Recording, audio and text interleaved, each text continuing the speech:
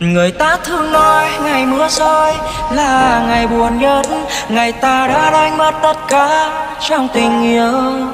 Từ người thương hóa người dưng, dần khoảng cách không có điểm dừng.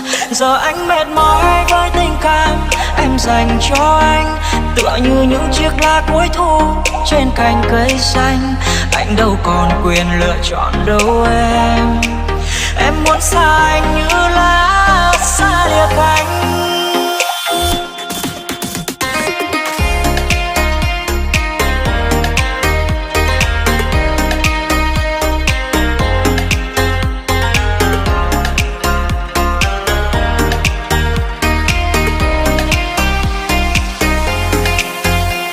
Hôm nay mưa rơi tâm trí rối bời, nhớ về một người ở nơi xa xôi.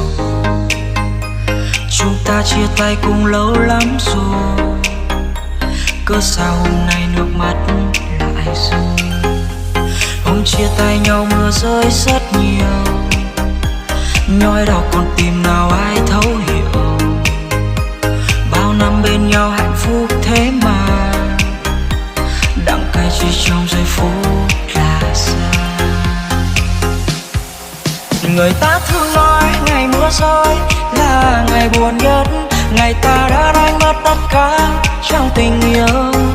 Từ người thương hóa người dưng, dần khoảng cách không có điểm dừng. Giờ anh mệt mỏi với tình cảm em dành cho anh, tựa như những chiếc lá cuối thu trên cành cây xanh.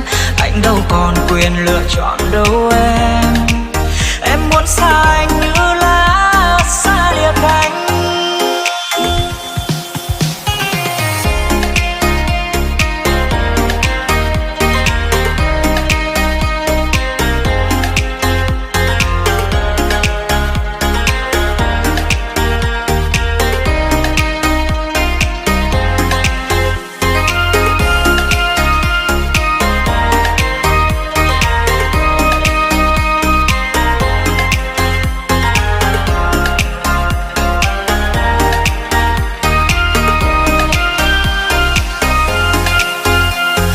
Chia tay nhau mưa rơi rất nhiều, nhói đau con tim nào ai thấu hiểu.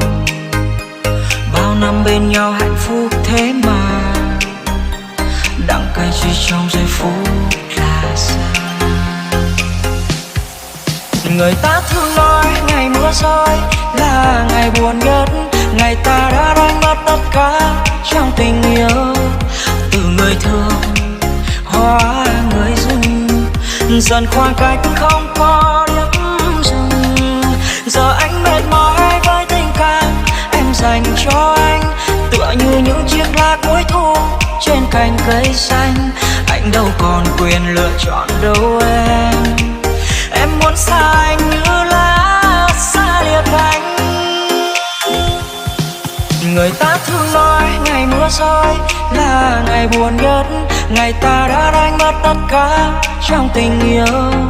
Từ người thương hóa người dưng, dần khoảng cách không có điểm dừng. Giờ anh mệt mỏi với tình cảm em dành cho anh, tựa như những chiếc lá cuối thu trên cành cây xanh. Anh đâu còn quyền lựa chọn đâu em. Em muốn xa anh như lá xa lìa cánh.